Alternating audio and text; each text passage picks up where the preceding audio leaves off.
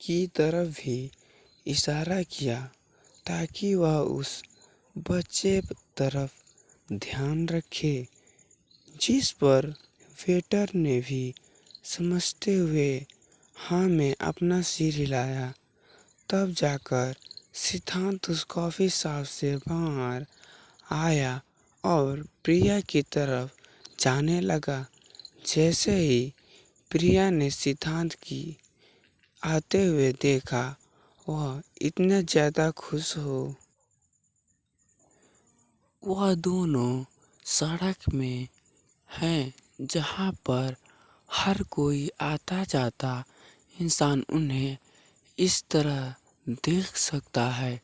यह देखते हुए प्रिया थोड़ा सा घबराए और सिद्धांत की गोद से नीचे उतरते हुए बोली, सॉरी, पर मैं क्या करूं? मैं अब भी तुम्हें देखती हूँ ना, तो मैं बस कुछ भूल जाती हूँ।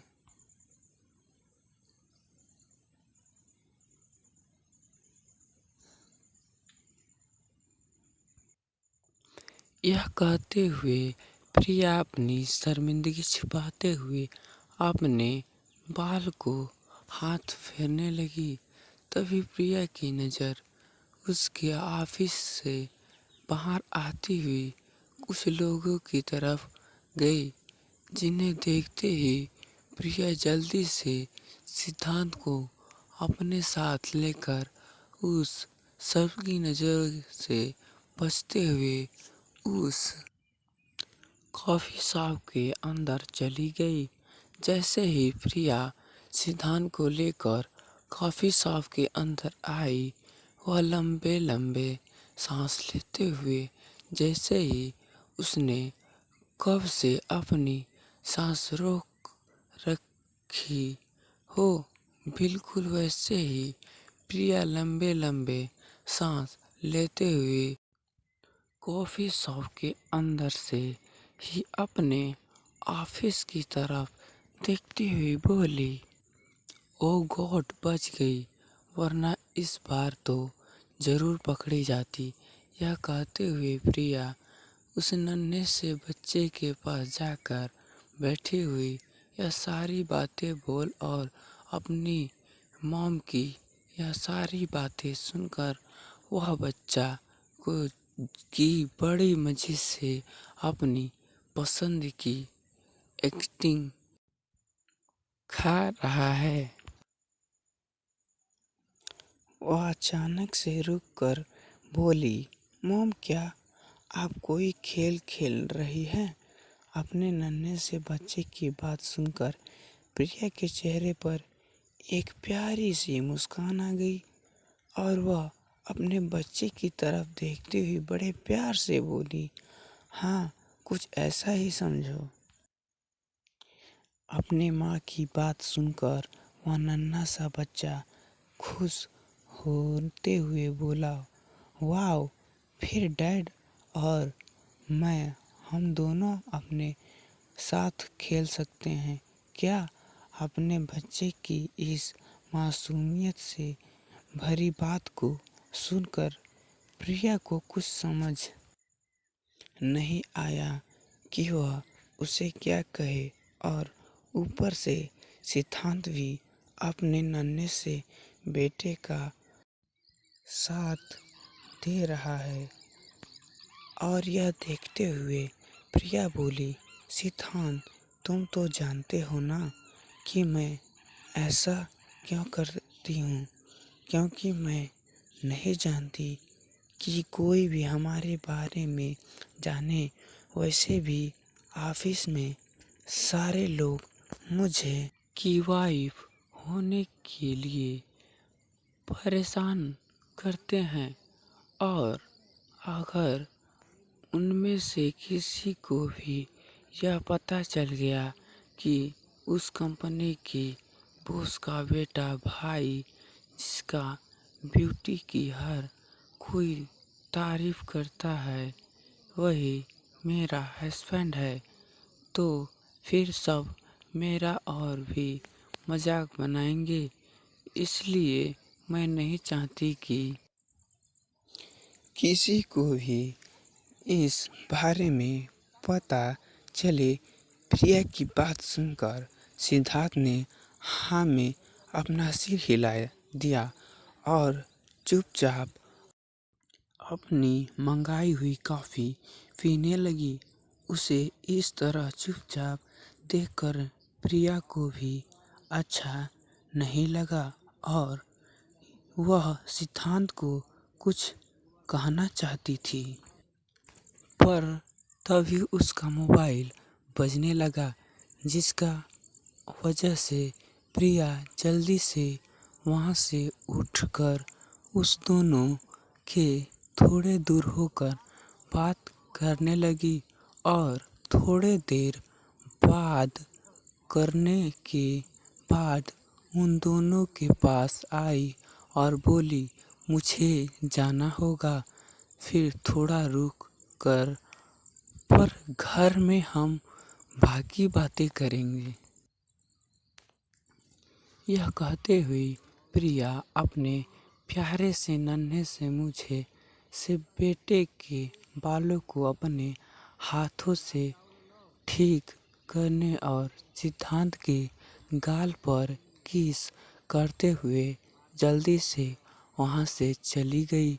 और यह देखकर सिद्धांत के चेहरे पर जो मुस्कान उसके प्रिया होने पर बन गई थी, वह धीरे धीरे उसके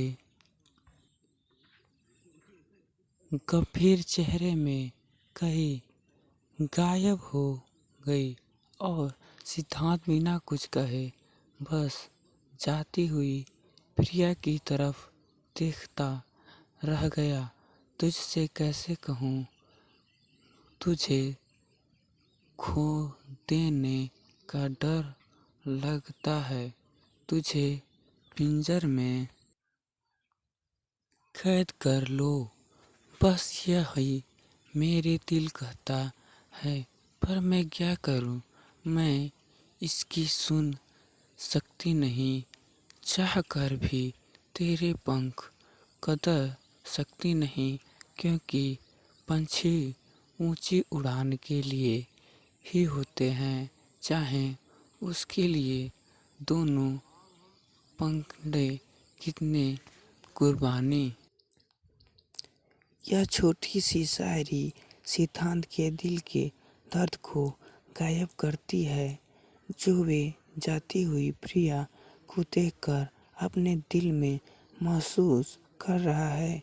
कभी कभी हमारे दिल चाहता है कि हम उस इंसान को हमेशा अपने पास रखें जो हमारे लिए दुनिया में सबसे ज़्यादा खास हो, और उस इंसान के लिए हम कुछ भी करने को तैयार हो जाते हैं। उस वक्त हमें यह गलत बिल्कुल भी समझ नहीं आता, पर फिर भी दिल के किसी कोने में हम चाहकर भी वह चीज़ नहीं कर सकते जो हम करना चाहते हैं, क्योंकि हमारे दिल का वह कोना हमेशा हमेशा यह कहता है, इसे हमारे उस इंसान को दर्द होगा और उसे दर्द में हम देखना नहीं चाहते। फिर वे वहीं उससे अनजान इंसान की वही खूबसूरत सी आवाज़ सुनाई दी, जो कि हमें हमारी कहानी से जोड़े रखे हुए हैं। इधर प्रिया अपने ऑफिस में काम कर रही है, तभी उसके मोबाइल पर किसी का कॉल आया, जिसे उठाकर वह बोली, हेलो।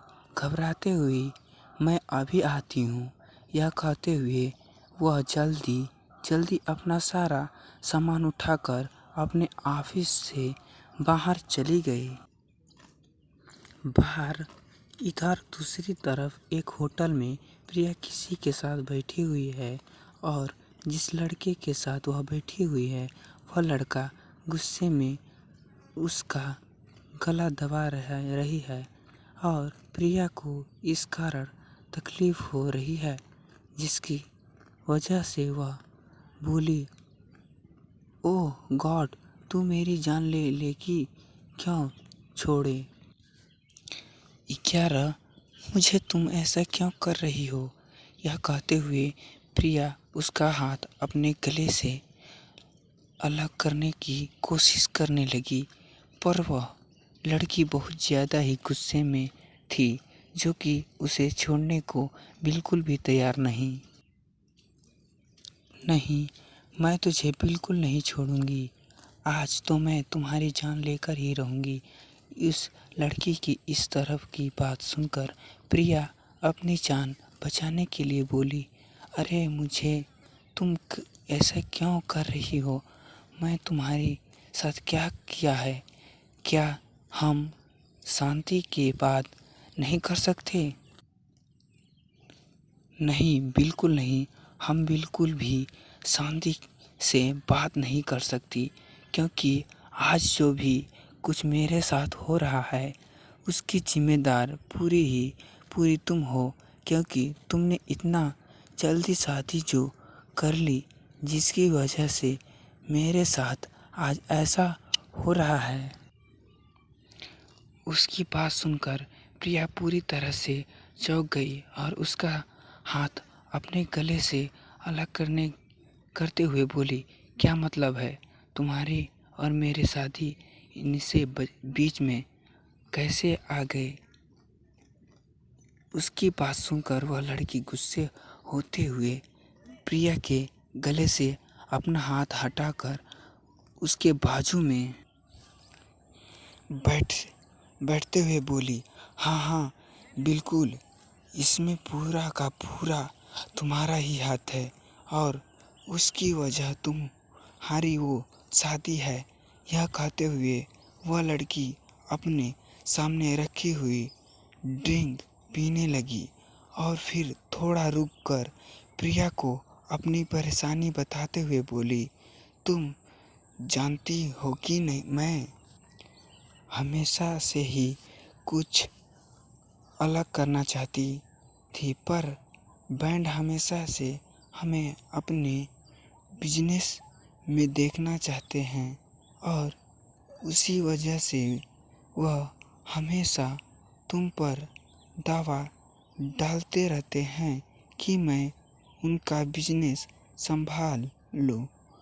यह सुनकर प्रिया उदास होती हुई बोली, हाँ मैं जानती हूँ, क्योंकि इसके लिए आज भी बैंड मुझे फ़ोन करते रहते हैं कि मैं उनके बिजनेस को संभाल लूं। फिर थोड़ा देर रुक कर मैं तुम तो जानते हो ना, सिद्धांत ने अंकल हमेशा मुझे उनके ऑफिस में काम करने के लिए कहते हैं, जो कि मैं नहीं करना चाहती, क्योंकि वहाँ बहुत ज़्यादा नियम और कानून है और मुझे किसी भी नियम में बदला दबंग बिल्कुल भी पसंद नहीं है, जिसकी वजह से वह हमेशा मुझसे नाराज रहते हैं। और फिर बैंड वह तो सबसे ही ऊपर है।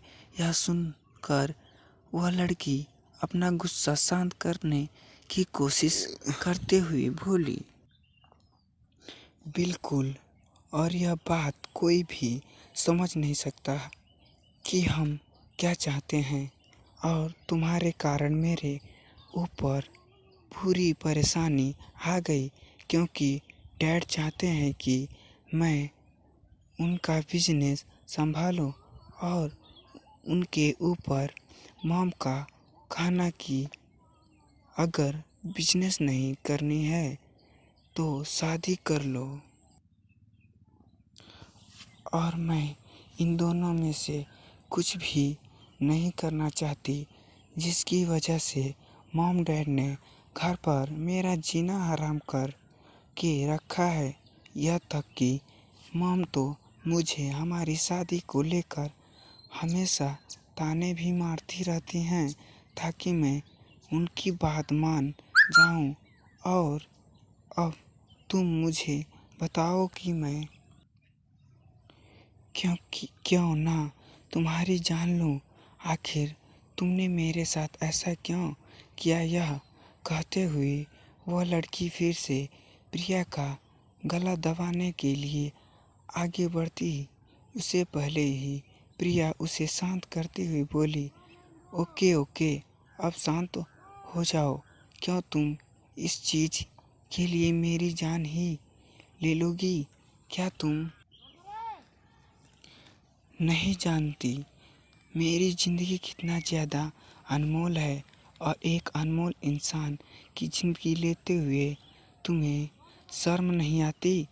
प्रिया की इस बात को सुनकर वह लड़की ज़ोर ज़ोर से हंसने लगी और हंसते हुए प्रिया को ऊपर से लेकर नीचे तक देखती हुई बोली, अनमोल और तुम? यह कहते समय वह लड़की बहुत मुश्किल से अपनी हंसी को दबाने की कोशिश करने लगी, जैसे कि उसने प्रिया के मुंह से कोई मजाक सुन लिया हो। उस लड़की को इस तरफ हंसते हुए देखकर प्रिया बोली, हाँ बिल्कुल मैं अनमोल हूँ, तुम्हें नहीं पता? थोड़ा रुक कर मेरे सिद्धांत के बचपन से, स्कूल टाइम से लेकर कॉलेज और यहाँ तक कि अब भी कितनी सारी लड़कियों इनके पीछे दीवानी होकर घूमती रहती हैं। उसकी एक नज़र के लिए तरस जाती हैं कि वह उसमें से किसी को एक बार तो देख ले, पर उन सब खूबसूरत से खूबसूरत। तो दोस्तों आशा करता हूँ ये वीडियो आपको पसंद आई होगी। अगर आपको पसंद आई हो तो लाइक और शेयर कर दे गाइज, और कमेंट करना ना भूले गाइज। तो थैंक यू, ओके बाय।